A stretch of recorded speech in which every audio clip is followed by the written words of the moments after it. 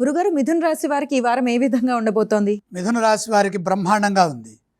7 గ్రహాలు యోగిస్తున్నాయి. అత్యధిక గ్రహాలు 6వ రాశిలో యోగిస్తున్నాయి. 3 గ్రహాలు రవి, బుధ, కుజుడు.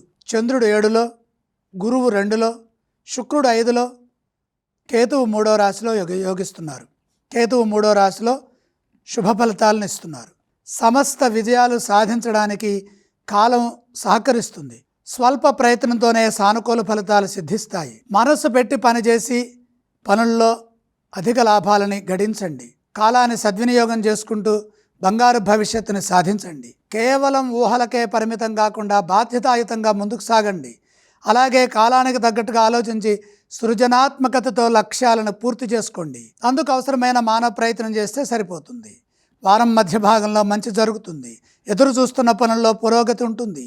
గతంలో చేసిన కృషికి అదృష్టం తోడై విశేషమైన శుభం జరుగుతుంది. సాంకేతిక పరంగా ఏర్పడిన ఇబ్బందులు తొలగుతాయి. కుటుంబ సభ్యులతో కలిసి ఆనందించే అంశాలుంటాయి.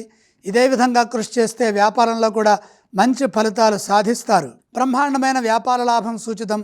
పలు మార్గాల్లో ఆదాయాన్ని పెంచుకునే వీలు కలుగుతుంది. పెట్టుబడులు కలిసి వస్తాయి. ఈ రాశి వారు ఏ స్తోత్రాలను పఠిస్తే శుభ ఫలితాలు కలుగుతాయి? మిథున రాశి వారు మహాలక్ష్మి ధ్యానం చేయటం మంచిది. ఈ రాశి వారు ఏ ఆలయాలను సందర్శించాలి?